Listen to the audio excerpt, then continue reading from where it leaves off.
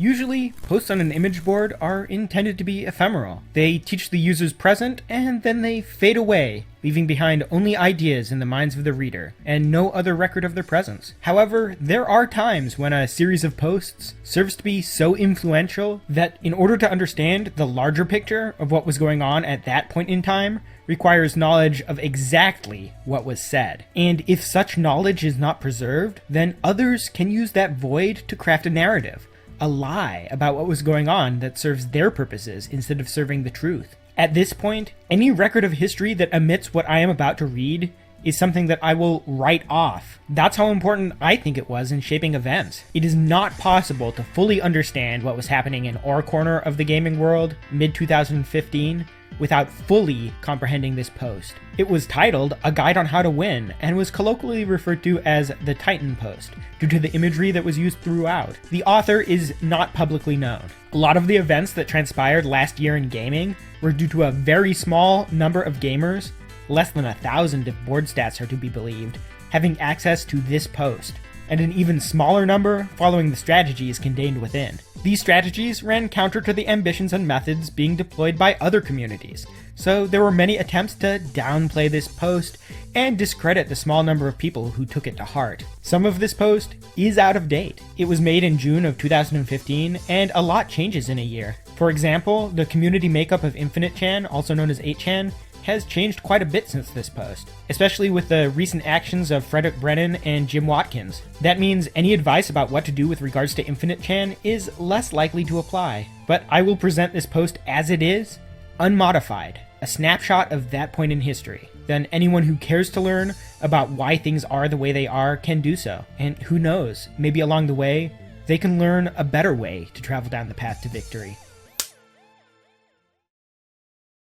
Hello, dear Anons. If you've made it this far, from all the board moves and drama, failures, and minor victories, you're persistent enough to call yourself a gamer, even if you don't play many games these days. The drive to win is what kept you here. This revolt is essentially a game, but it's a game that was started long before you or any of us were born. We've been thrown into it, and some of us have decided to stick to mini-games, such as ethics in games journalism, while you have decided to beat the campaign. As for battle conditions, I'll say this.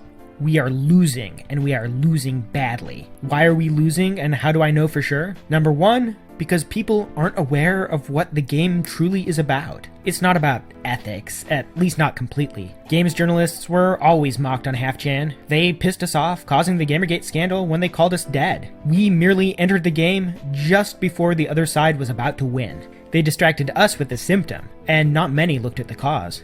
Number two, because we are infiltrated heavily. The enemy runs the show when it comes to our largest platforms. Consider how things began. We were on Half-Chan with dwindling yet still very large numbers. Many more plebs were also on Plebit with large numbers but infiltrated thinking patterns. Who runs these platforms? Well, it's the enemy, down to the moderation. Then, in an act of self-similarity, the enemy infiltrated our own refuge ranks on Full-Chan and started running the board itself, Cuck HQ, choosing to focus on the mini-game so that we lose the big game. Number three, not many old fags have made it here. When I say old fags, I don't mean from August. I mean the people who have been on the internet from the very beginning. People from the days of dial-up, from the days of BBS. This means we lack perspective. We lack experience in our ranks. We lack the good posts that set matters straight. Worst of all, even when these old fags are among us, they're too old or too busy to put in the zeal to do anything about what they know. The older you are, the easier it is to choose to resign. But I will not make this choice, which is why I write this post. At the same time, new fags and infiltrators have made themselves leaders, complete with a lack of understanding of the bigger picture at hand and a lower understanding of the game that we're all born into. They at best lack direction, lack vision, and lack a strategy to deal with matters in a way that will lead us to victory. Number 4. Our numbers continue to dwindle because our strategy continues to ignore the core problem at hand. We are posting. We are tired. We lack reinforcements. The enemy has us in a siege, but people choose to ignore that fact and concentrate on minor victories around the peripheral. The infiltrators have pushed us into a losing strategy that alienates as many people as possible. I myself warned people about this back in October. I had hoped that people would listen, but they failed to, and so here we are. Even if people wise up, and many of you have, if we lack the numbers, we will not be able to do anything about the game. We will lose by default. But the good news is, we are now in the best position to reverse all of this and turn the tide of war, break the siege, and start to regain ground. Many have the youth, many have the vigor, you have the will, and I hope others, will offer what little time they have left as old fags to provide you with the vision and experience you need to see the big picture. So now that we know we're losing, let's move on to understanding why the enemy is winning, and how we can reverse their gains and ruin the strategy that they have chosen to employ. Why is the other side winning? Because of well thought out, long-term, and widely applied strategies. We will start with the most important one. Strategy 1, containment, or soft censorship.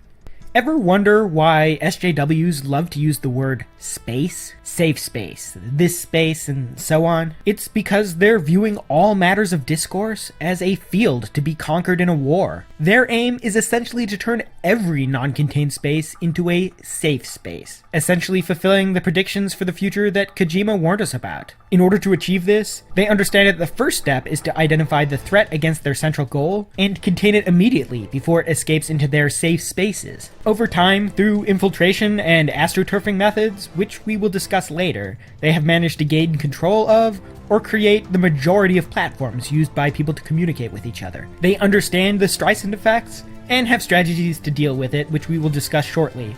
But the threat of narrative inversion, of having their narrative being seen as false by the majority of people, is far too great to ignore growing attention to the threat at hand. This was best seen when Reddit admins deleted the thread that ended up spawning Gamergate with 10,000 replies and began shadow banning people. To deal with the Streisand effect, they chose instead to contain the problem. They allowed small subplubbits to discuss the corruption of games journalists, the most prominent being Kotaku in Action. At the same time, whenever issues of corruption and co-option within games journalism or the wider game industry pop up, the threads or comments are deleted, and the user is banned from that subplubbit. So you see, the containment itself became the justification for banning the content from being viewed by a wider audience. Our gaming, our games, and so on will never see another thread that threatens the central goal of the enemy. The existence of Kotaku in Action itself justifies it indefinitely, which is why you will not see them delete the subplubbit, among other reasons to be discussed soon. Keep in mind that corruption in gaming journalism, in the industry, and topics of the like are completely on topic when it comes to the major subplubbits. So saying that it's off topic is false. It was on topic before. What changed? The rules certainly haven't. Let's look at another example with the same strategy, except deployed badly by a bunch of spurgs, Half-Chan. Half-V's Gamergate threads started to get deleted during September of last year by Jute's janitors. When users saw this, they sought out another board with a large number of users who would be sympathetic to their cause, Paul. Paul users stepped in, allowing the discussion to take place, helping out the V refugees in finding a new home to gather, 8chan. 8chan was a platform the enemy did not control, and so a high level of growth was inevitable. The rules were essentially contrary to the strategy of containment, though the image board itself was a form of containment as the majority of people didn't know how to use one. Nevertheless, its existence and our move here was and continues to be our best winning move. We are no longer contained on their platforms, but we do contain ourselves here when we fail to spread the revolt to other locations around the internet. Conversely, when our numbers on 8chan dwindle, we are losing. In the last few months, we have lost half our users. How did they cause this to happen? Well, they ensured that the social stigma for using 8chan was as harsh as possible. It was portrayed as a pedo board by pedophiles such as SRH Butts and Dan the Pedo. Lies and slander were also used to contain Hot Wheels and ensure that he was unable to obtain funding from any of their controlled financial entities, such as PayPal, Patreon, and even the minor ones that popped up. This meant that Hot Wheels could no longer add new features to the board to promote its growth, nor could he fund any advertising to promote the board and attract users who might prefer this sort of freedom and anonymity over all the other alternatives. On Twitter and other social media, they deployed soft censorship, which is when your post is not deleted, nor is your account, but it is algorithmically hidden from view. As the CEO of Twitter boasted, you'll be screaming into an empty space. You will only hear yourself. Essentially, troublesome tweets will be contained on the database and not viewed by others on their timeline, even as they follow other users. This has been observed directly by many people, but it is the end game for containing dissent towards the narrative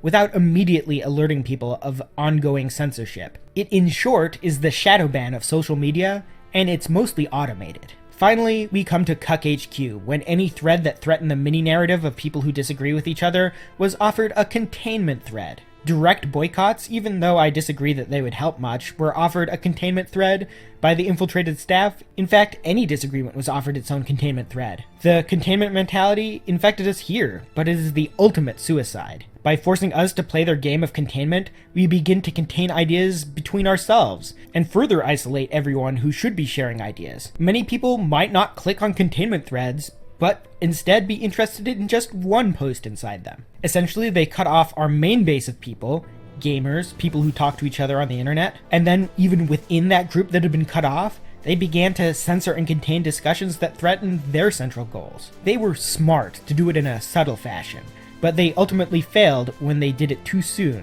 as this board was created.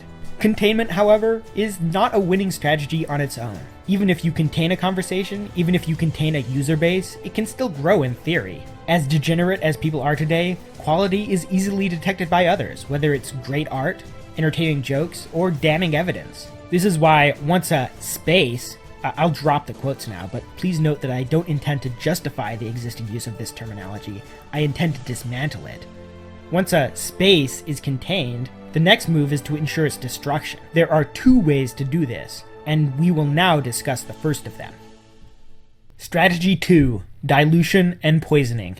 Just because a space is contained, by no means implies that they intend to leave it alone. Containment keeps people inside the space from going out, like a gated city under siege by a numerically and tactically superior enemy. Dilution and pollution are the artillery and the siege weapons deployed to ensure that everyone in the city starves or gets poisoned. Their aim is to destroy the target containment space and ensure that those inside surrender and assimilate into the outer, safe space. What keeps a space alive? Two key ingredients: new users and new content, also known as OC. New participants and lurkers, after becoming familiar with a space, create new content. The OC doesn't make itself after all, and every individual has a finite amount of time, and a finite will to continue. If they feel they are alone, lacking the will to continue, they will give up. New content attracts new people, and if it directs them to the space that created it, they can participate and grow it. Thus, the two parameters are tightly coupled. Lose one and you lose the other.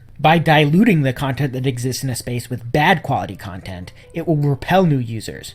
Subtle sliding and shitposts are the main weapon of choice. Burying OC, burying quality posts, and ensuring only rubbish rises to the top. This has an additional benefit. The shitposting will force some users to demand a higher level of moderation. This will go back to the phase of containment, where infiltrating parties will be able to contain the containment through various rules, as we saw on GGHQ, and as we're seeing on Kotaku in action. The reaction is expected and is part of the strategy. The other, much more dangerous weapon is poisoning, inserting bad ideas, rotten OC into the target, making their OC less special, less distinct than that which can be obtained outside in the safe space, forcing those inside to play by the rules of the outside, changing their language, calling them edgelords for being different, to shame them from creating certain content. We saw this on Kotaku in action, where moderators will ban anyone who calls Brian Flint a man.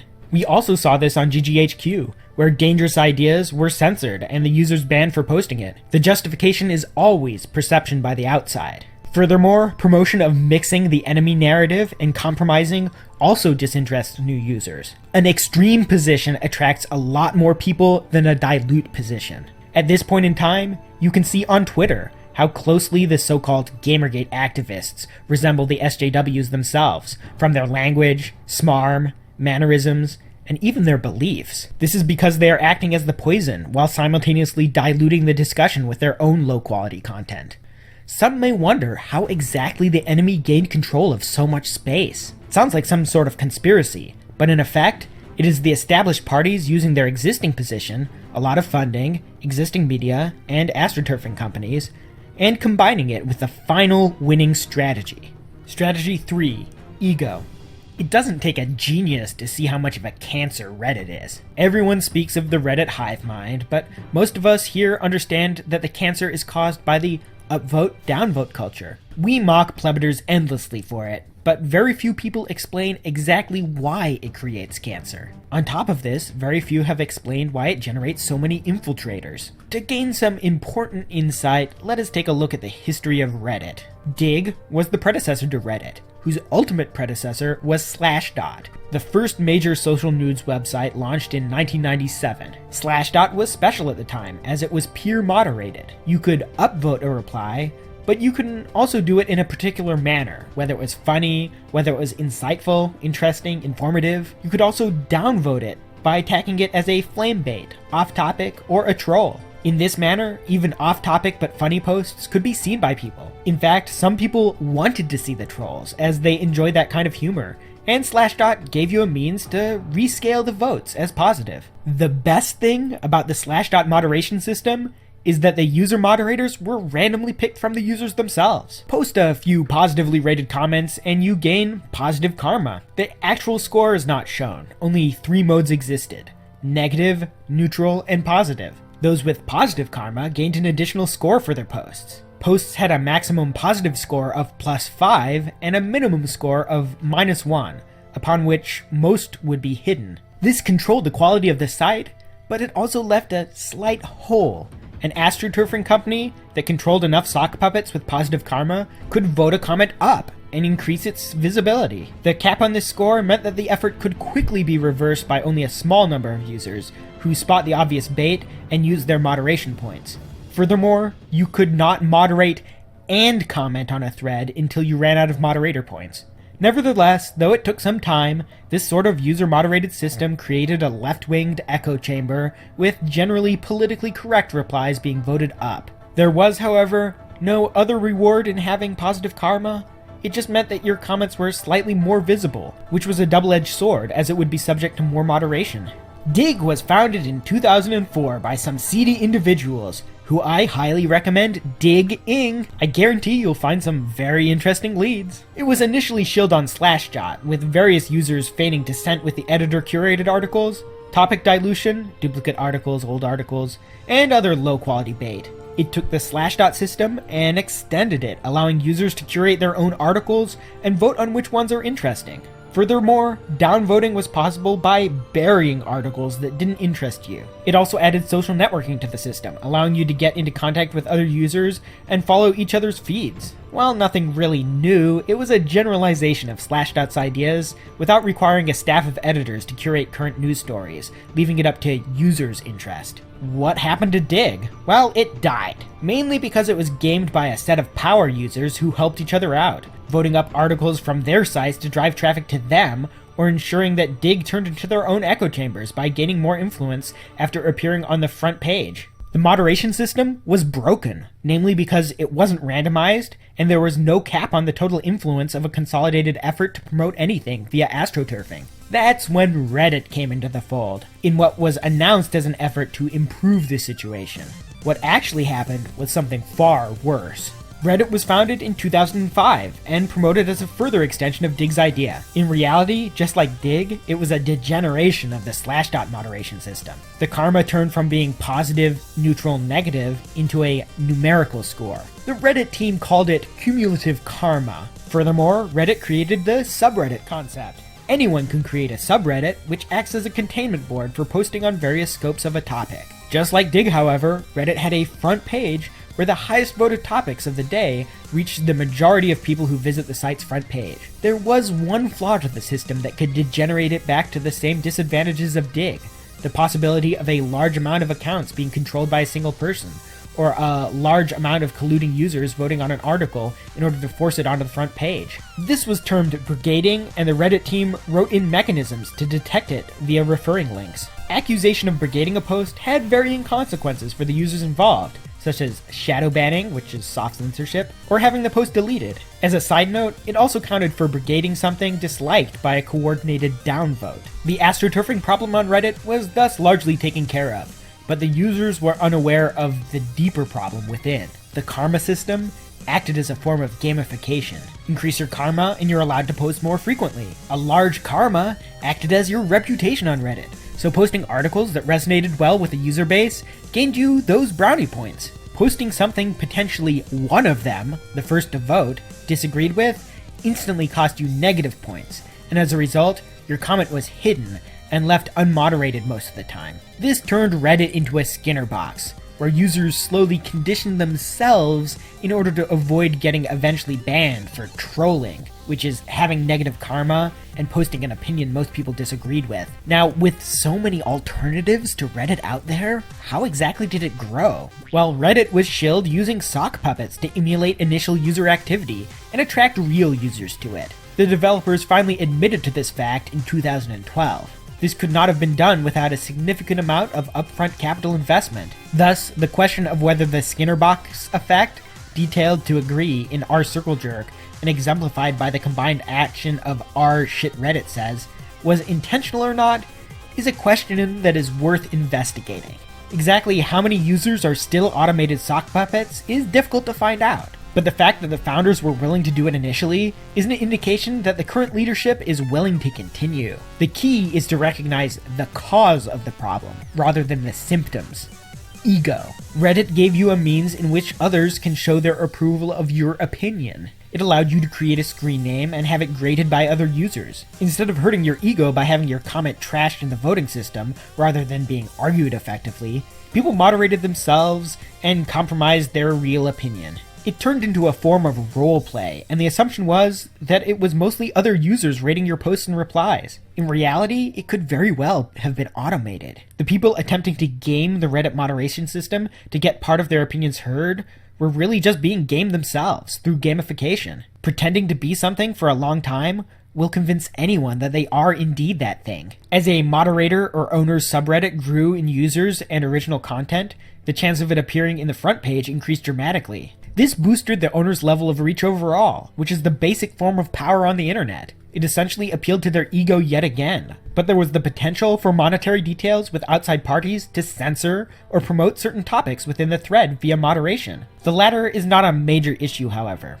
The most important issue is the political play against subreddit owners. Entire subreddits can be deleted by the admins for any arbitrary reason. The rules are so wide today that merely triggering a land whale may be grounds for a subreddit to be purged. This essentially placed the subreddit owners in their own Skinner box.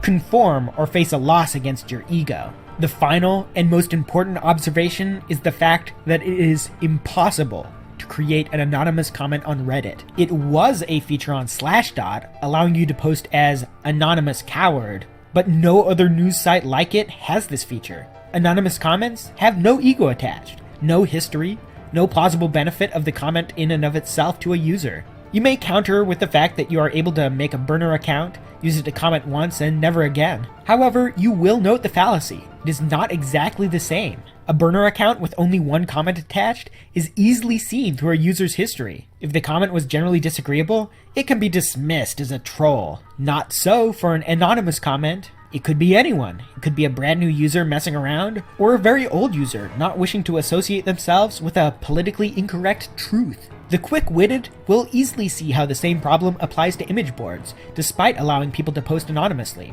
Particularly, a phenomenon which didn't directly exist on half-chan, which is to full-chan what Slashdot is to Reddit, exists here.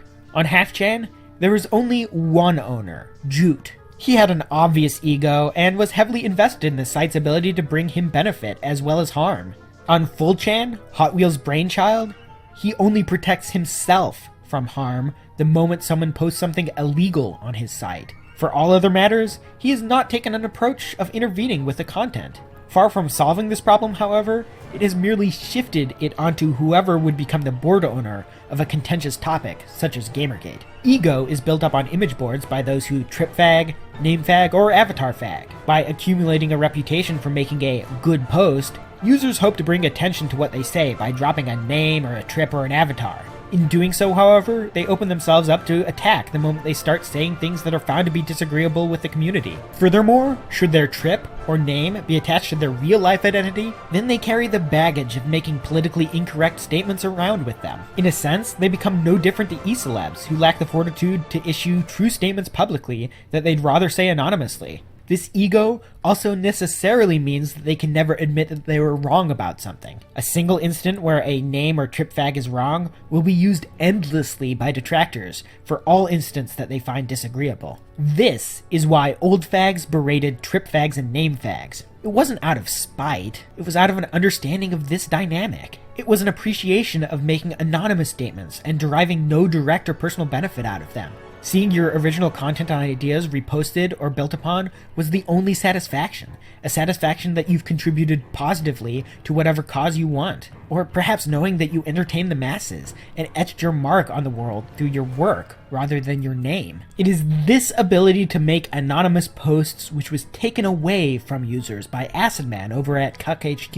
Every single poster was a shill to Acid Man and his team until he could prove himself otherwise. Essentially, your posting history was used in the same way that a burner account on Reddit was used. Trolling, an art of stating an opinion that you do not agree with to extract replies and start a conversation going, was banned. Just like on Reddit. Funny content, drama, was banned, and users were severely punished for it. Acid Man was essentially destroying the very fiber that made image boards what they were. Furthermore, being a Twitter user and being connected to other people who use their identity publicly, such as the board owner of Kotaku in Action, Hatman, he lacked the distance to make decisions in the best interest of his board. The best interests of his friends came first. In silencing criticism for the decisions Hatman is committing over at Kotaku in Action in order to keep ownership of his board by coming into line with the demands of Reddit admins, was a decision that he made and disguised as a purge of shitposters. Whether he was an infiltrator from the beginning or not, it didn't matter. He was gamed by proxy. Ego destroys us from within.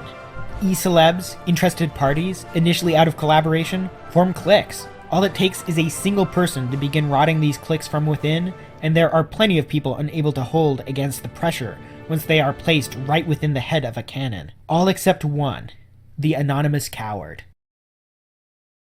Enemy Strategy Summary. The same three strategies have been applied to almost all political movements in the past, with a success rate of 100%. Contain the dissent, poison the well, dilute the voices of the dissenters with your own infiltrating voices, and finally, play on people's ego to corrupt them from within by aligning their interests with your own. Let us consider Occupy Wall Street as an example. The idea was initially promoted by Adbusters, an outfit that at one point in time took money in from George Soros. But the dissent went out of control. The enemy was correctly identified. The 1% of people who hold the majority of resources and assets in the United States and other first world nations. The elite, so to speak. Though Wall Street is far from their center of power, the protest movement took a physical manifestation, which was extremely dangerous as other parties began to combine powers, such as the full-armed Oathkeeper militias. What was meant to attract left-winged bankrupt students was taking a manifestation that posed a risk to the existing order. The jackals were deployed, and physical containment was achieved using armed police and wall-ins, moving the protesters out from the streets and into the surrounding park areas. Masses of zombies. Yes, this is the term that we must use for all infested beings, as they infest other beings once they get too close to them, such as progressives and social justice warriors, were then deployed to the scene to dilute the conversation and inject their poison, shutting out conversations that were dangerous to the elite.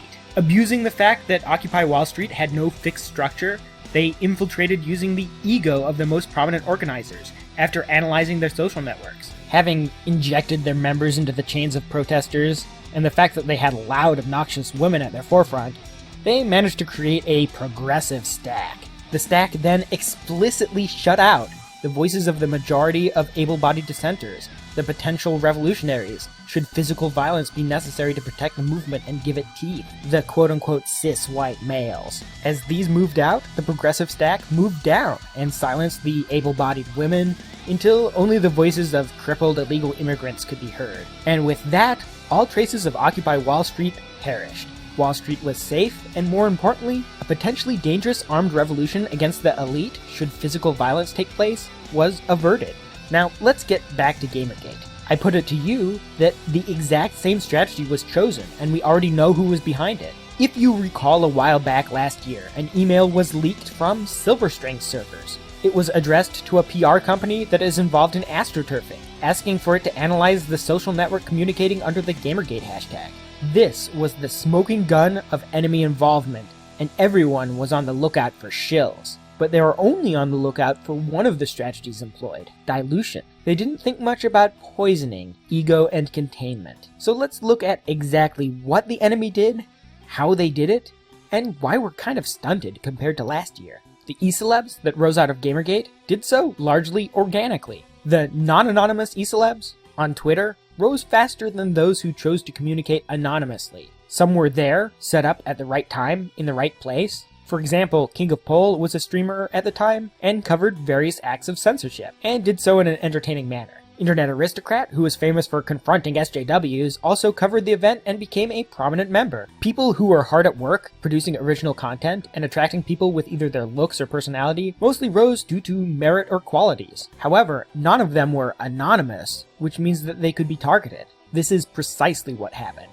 They studied our general board culture, which is filled with new fags who generally know the rules of the game, but not the reason behind them, i.e. why you shouldn't be influenced by e-celebs, and why to shun, trip, and name fags. They then gamed those rules and got us to start attacking these people, with threads attacking them in many cases over trivial matters. Everyone who defended them was shouted down using the wisdom, without actually making the case based on the reasons behind it. After all, as long as these e-celebs and name faggots worked in our favor, without coming over to our board and attempting to derive influence on our own activities, we should have continued to put them to use. The moment they stopped being useful, we dropped them. But complaints about these sort of attacks went unheard by the board moderators at the time, Nico. Instead, it was allowed to spread across the entire board to the point where no other discussion was going on. Only after the majority of these e-celebs were driven out, did people start making noises about drama and e-celebs. Then suddenly discussion was contained, as most people could see it as a problem. But the objective was complete, and it left behind only the people who were easily co-opted. People who had a steady income stream from making videos, for example. Those whose interests can be brought into alignment.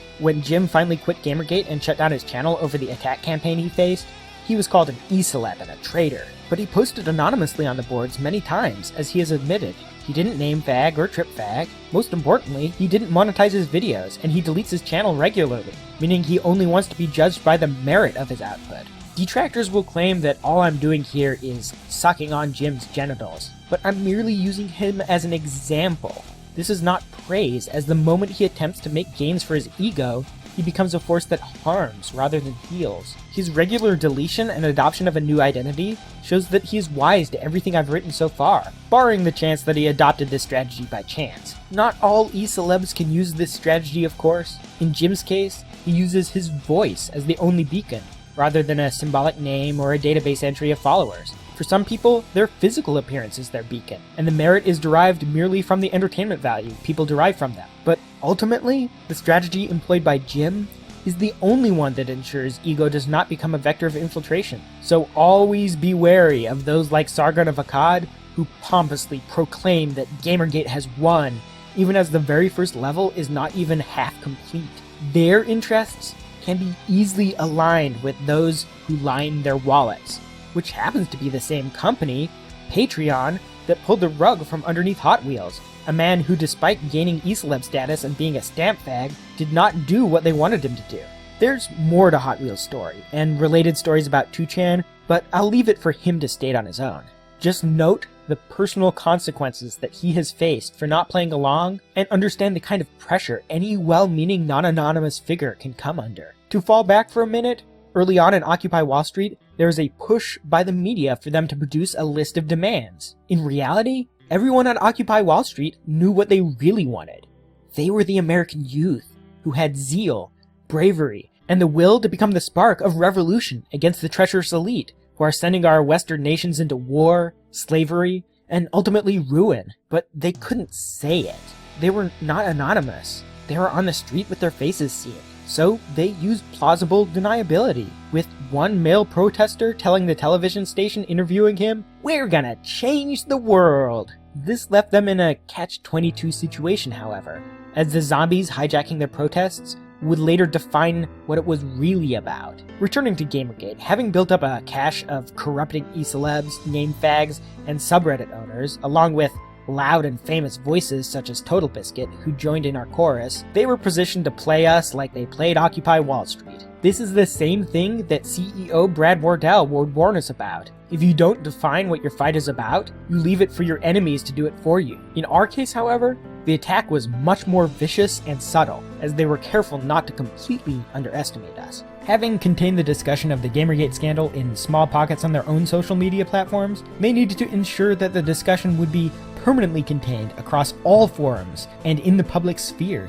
The real prize was to turn any revolt against the corruption of games into an action that could only be taken by a bigot in the eyes of the public. An academic, Catherine Cross, was tasked with writing a white paper detailing a new attack on gamers, this time targeting the very tip of this spear, those who had enough zeal to protest the announcement of the death of gamers. No longer was Gamergate to be a scandal, but a new identity that one must adopt publicly in order to join a revolt that claimed to be against corrupt games journalism. The latter in and of itself was diluted and ridiculed as the real cause. Instead, it was stated to be an endless harassment campaign, or in the words of Miss Cross, a license to inflict suffering. Despite Anons discussing the matter endlessly and analyzing this white paper, the e-celebs, even the well-meaning ones, in the Twitter sphere, largely ignored it. Furthermore, two terms were seeded only days earlier: anti-GG and pro-GG. The former was adopted in order to avoid terms such as SJW, as many e-celebs did not want to confront them directly out of fear of reprisal, or perhaps because they actually agree with them.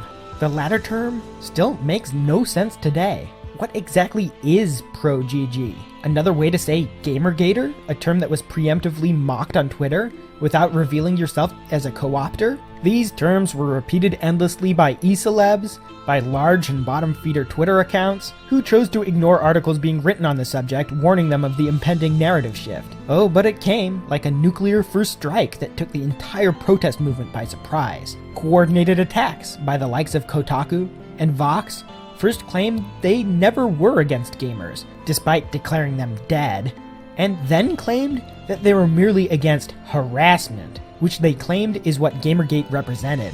A few days later, the New York Times interviewed the ventriloquist's puppet of feminist frequency, who claimed to receive death threats from Gamergate. Never mind that it's impossible to receive death threats from a hashtag.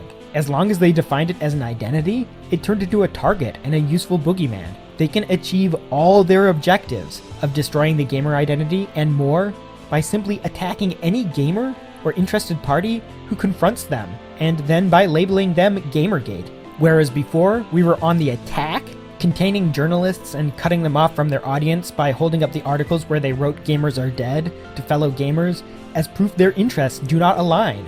Morons on Twitter went on the defensive and confronted the lies and distortions about harassment by denying that they're a harassment campaign. The correct strategy was to ridicule the notion that a hashtag can harass people, and to emphasize that all they're doing is repeating the same lies as before, but substituting a new label instead of gamer. The e-celebs were later confronted and shamed with a coordinated attack by the enemy's zombies. "Actually, it's about ethics in games journalism," was the forced meme they repeated, knowing that we would adopt it thanks to our self-deprecating habits, or even just out of spite. This proved to be a very intelligent application of reverse psychology. Without knowing it, many played things directly into their hands and repeated it in non-smarmy ways. Gamergate is about ethics in games journalism. In reality, the very first step was to destroy games journalism, which was merely a PR network for companies that provide it with exclusive coverage. This would leave the industry, which largely screwed gamers over for years,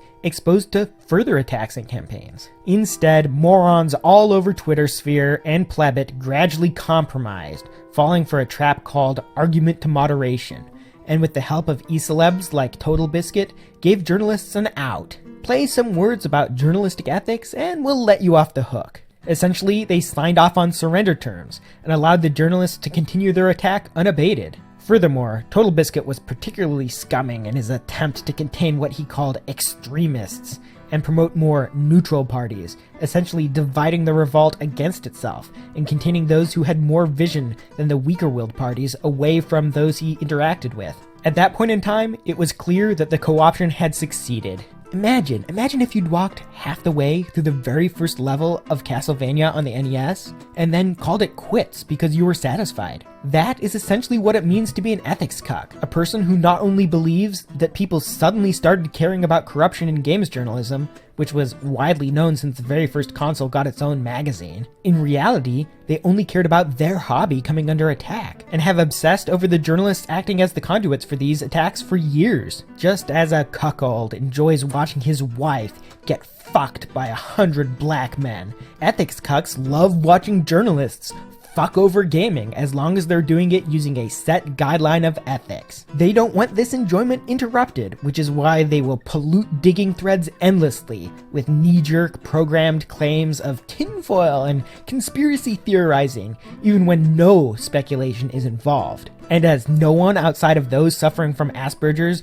really cared about games journalists and only really cared about games, and no one wanted to adopt an identity that proclaimed them as harassers of women, not only were the platforms directly under enemy control safe spaces, but all other platforms would shun this. Nobody cared because they didn't see anyone put up a real fight, at least not one they truly valued enough to put their neck on the line. Furthermore, rather than attacking journalists and corrupt companies, ethics cucks endlessly defended themselves instead and denied any claims of harassment and so on, instead of ridiculing the nonsense that a hashtag could harass a woman and cause her real-world harm. One particularly cancerous ethics cuck, Lo Ping, organized a campaign to adopt a sea lion, another meme invented by the enemy, which basically means to persistently argue your point in a polite fashion against someone who made no sense and will not drop the subject, wasting $6,000 which could have otherwise been spent on a successful advertisement campaign, an idea put forward by Jim, aka Mr. Medicare. Even well-meaning people were being conditioned to become ethics cucks due to their presence inside a Skinner box.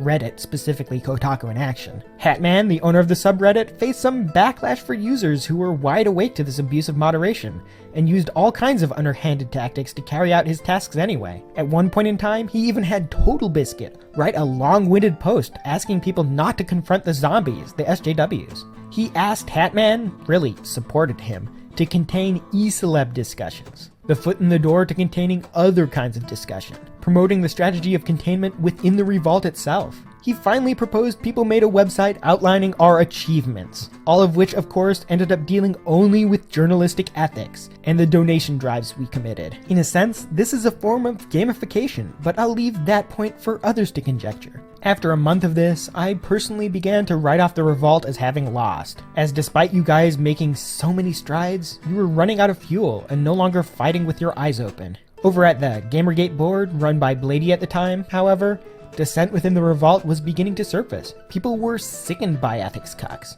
sickened that all their efforts were being used by e-celebs for self-promotion instead of getting towards their goal of saving games. They were sickened by the soft censorship, the containment. They were sickened by the poisoning of the well by infiltrators, so-called SJW lights or zombies in disguise. They began to attack the demigods that set themselves up in positions corrupting Gamergate. They began to push back against the containment walls, and after a week of this, the shittening happened. Blady was convinced to hand over control of the Gamergate board to spammers, who made it unusable. At the time, the board had a tipping point of opinions, many people wanting to get back on track, and around 3,000 unique IPs posting on the board every 72 hours. A few days after the board collapsed, ethics cucks like Lo Ping announced Cuck HQ as a replacement. This is despite the fact that the majority were using another board, the GG board, which was mysteriously the only target of dilution and poisoning and a vicious FUD campaign. Cuck HQ was run by a name fag, now trip fag called Acid Man, who's a poster from OpChan.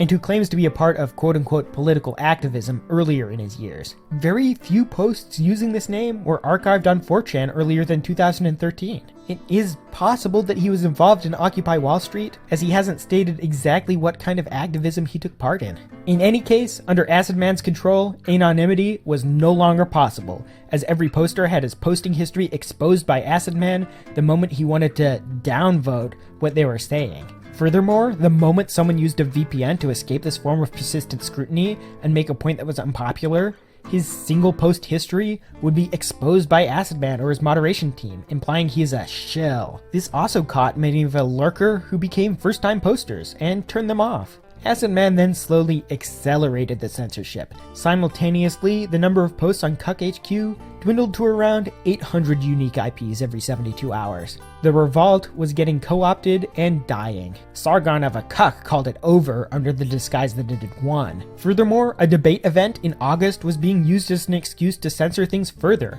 and a rallying cry for all ethics cucks who want a discussion of any other matter censored, with the excuse that it was diluting the discussion of this debate. Never mind that people have the right to discuss what they want to discuss. Eventually, Acid Man was asked to purge the users of Cuck HQ, and he said he maintained a shit list of posters who wouldn't toe his party line. All of these, quote, troublesome, useless, end quote, users were banned, some permanently. When an alternate board was advertised in a series of contained threads on Paul, Acid Man sent his shitposting team to dub spam the threads. He even attempted to false flag the thread, which was thankfully ignored at the time. So here we are, at our last and likely final board, GG Revolt.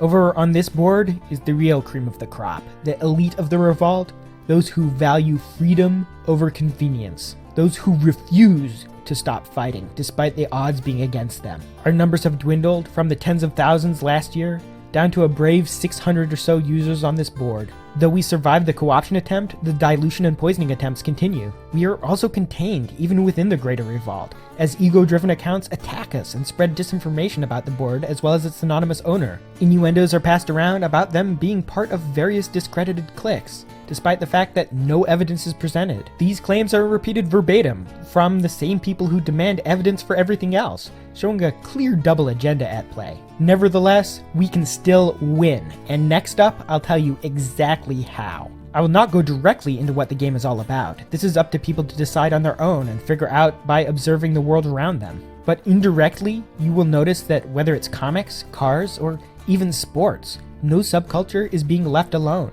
The reason is straightforward. Consider the American Revolution was sparked by a conflict stemming from an unfair tax exemption for the British East India Company on tea. Wherever people organize for any activity, they form bonds. They create original content. When their communities come together to bond, you have a nation, and the interests of those people is to keep life going for the nation. The interest of the enemy, however, is to keep life going only for themselves. The enemy has 3 winning strategies: containment, dilution and poisoning, and playing on ego. Each of our winning strategies is in fact the direct counteraction to each of these. But we have 2 more strategies, due to our numbers, that they lack. We have an unlocked power that they fear. It keeps them up at night, and everything they are doing so far is to prevent us from obtaining that power. Well, depending on your aptitude, you may collectively obtain that power. But first, let us go through the first 3 counter strategies. Counter strategy 1. Expansion.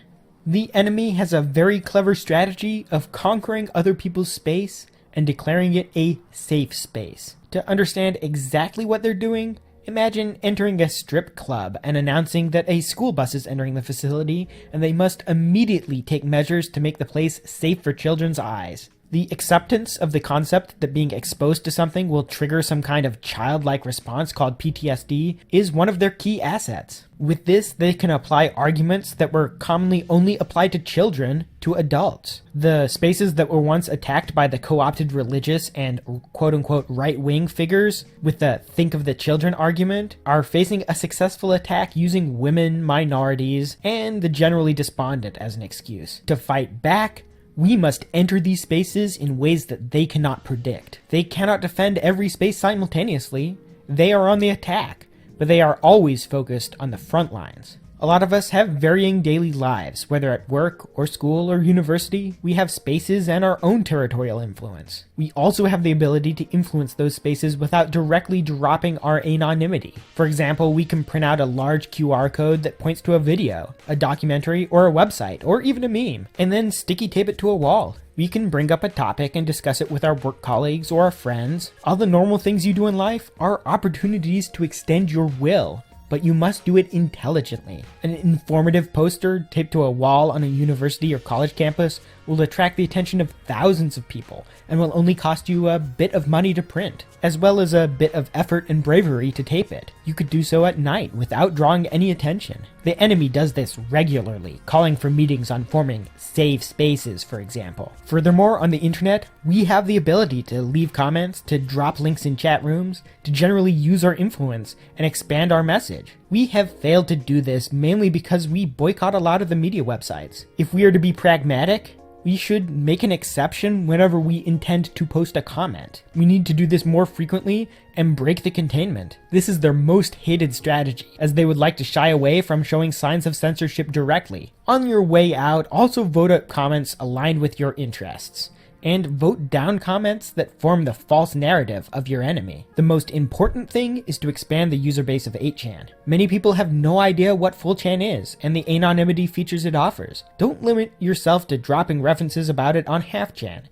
Expand into areas that are not actively suppressing it. Drop links to it in chat. If someone were to confront you with the containment narrative of it being about pedos, correct them and link them to the front page where the policies are stated clearly. Doing this publicly will build up voices against the narrative. Do not underestimate the reach you obtain if you manage to convince one person out of 10. If they have the will, they will attempt to do the same, and from there, the truth is reached by the masses exponentially. Perhaps you will notice that despite your attempts to expand, the once infected zombies will never return to normal. That counts for bad ideas spread within our ranks. Once they take hold, it takes a tremendous effort to wake up your fellow Anons. Counter Strategy 2. Sterilization. In a sense, this is exactly what I'm doing in this post, making sure that there is an anchor against which bad ideas will never float above the surface, as they have already been addressed thoroughly. You must anticipate the enemy's latest tactics, their strategies, their narrative shifts. You must monitor their public communications and figure out which direction they're heading, then go there first. Create the thesis and the antithesis in a Hegelian dialectic. Make their intended victims sterilized against their poisons, even if you have to present the same argument they intend to present without wrapping it around with institutional legitimacy. Paul did this well with campaigns such as End Father's Day, which resonated so well with the zombies that their reaction to it sterilized the greater public to the message they intended to poison them with. The name of the game is to be ahead of the enemy. As gamers, we do this very well. In fighting games, we're able to anticipate tactical movements. In strategy games, we're able to anticipate their strategy, often without even discovering the enemy on the map. We have something called the gamer sense, and it is a unique ability that casuals and non-gamers cannot understand. Outside gaming, the closest analogy is the so-called sixth sense that sports players often rely on to compete as a team against each other. Anticipate their strategies, just like some attempted to last year during the narrative shift. When someone else does the same or claim to have, read what they have written and see if it resonates with your own intuition. Sometimes you do not have complete information in a game and you have to go with your gut. Sometimes you will make mistakes, but don't let ego get in your way of trying anyway. Be reasonable, don't get ahead of yourself, but don't let the morons shouting "conspiracy theorist" stop you from playing the game like your enemy is playing it, to win. You might be wondering why I did not address dilution. In reality, I already have. Consider that in 2005 to 2009, half-chan had a posting volume far greater than it is today, and several orders of magnitude greater than what we have today on this board. This was before the catalog feature was available. The psychology of seeing a shit post is the immediate fear that it will detract from the existence of a good post, perhaps one that you wrote. This demotivates you to write more good posts, as you will sense perhaps that the rest of the people are abandoning the board due to the shit posts. You have nevertheless persisted extremely heavy shitposting on this board, and did not shout for censorship, the move they anticipated you would. You know that you live in luxury with 30 pages of posts and the ability to have them laid out for you in a catalog. Ask any old fag here how it was back in our day, with the front page on B moving so fast that posts immediately ended up on page 5 the moment you hit reply and reload, while leaving Noko in the email field. We toughed it out. We kept 1,000 tabs open while being behind 7 proxies, bitch. It is your time to shine, new fags. You have new technologies. With them comes new conveniences, but don't ever give up freedom for convenience. Every time you see a new shitpost, learn to report the obvious ones in case it is part of a spamming campaign, and then add original content, or at the very least, break your lurking to leave a comment or reply to good material. The third counter strategy is going to be very obvious to you, but I want to give it a little bit more attention as a form of sterilization. Counter strategy 3, anonymity. The best way to deal with ego is through anonymity. You may not realize it immediately, but we are all our own worst enemies. It is human nature to feel the need to be acknowledged by others, but it is a pitiful desire that was sought after by tyrants throughout the centuries and passed down as bait for the masses. The majority of people will die without being acknowledged. Some go for religion in order to be acknowledged by a supreme deity. Others attempt to etch their names in history with other people's blood. And some even had hoped to live for eternity at whatever cost available to them. In time, all will wash out in the dust. Your life is what you make of it yourself. Your will and your time are not limitless. Knowing alone that your will was carried out and those who have similar wills have it carried out alongside you should be comfort enough to keep you going. Be more selfless and care for the only thing that matters outside your will, your progeny and your loved ones. These are the only potential external extension of your will. Anyway, back in reality, anonymity is a double-edged sword. On the one hand, you do not know who the other person is or what their intentions are. On the other hand, knowing this alone allows you to form no-lose strategies. Formulate tactics alone and release them in such a way that it will attract the majority of anonymous posters' attention who can act on it immediately, before the enemy anons can formulate a counter-narrative to stop you from gaining ground. In previous boards, people would shout "Stampede" at a good strategy in order to get others to stop. Always ignore flat-out naysayers who give no good reason for their dissent until you've formed your own opinion of the idea proposed, even if it takes you time to do so. Don't passively read a thread. Think, and then participate if you see not enough anons have made the correct conclusion. On the other hand, be wary of false flaggers who wish you to commit a tactical error in the face of the enemy. Keep a degree of separation from your fellow revolters. Avoid meetups which killed previous attempts such as Chanology, turning them into ego fests. You can all meet up after victory is achieved, even if that's decades down the line. You can communicate in a secure fashion online. Why compromise your identity and be forced to mince your words? This separation also counts for board owners and volunteers. The moment you form a clique with cells which should act as a check for others, you compromise anonymity effectively, as each person will hold a personal value to you. This means avoid forming IRC channels for janitorial purposes. The current Anon board owner understands this, but it is important to understand his reasons, so I've laid them out here. Finally, the enemy knows the power of anonymity and is actively fighting it. Whether they pass data collection, anti-encryption, or quote-unquote harassment laws, they do so with the intent of de-anonymizing the internet and holding everyone accountable to every word they utter in opposition to the establishment and their sacred cows. This is a battle you must not lose sight of, as it is linked to Gamergate in an intimate way. You see, the entire thing was started as a false flag, and not in the year that you all assume. It began in 2013. I will leave it to the diggers to figure it out from that point, as it's a can of worms I unfortunately do not have time to open. Now, if that's all we had up our sleeves, you can rest assured that we would lose.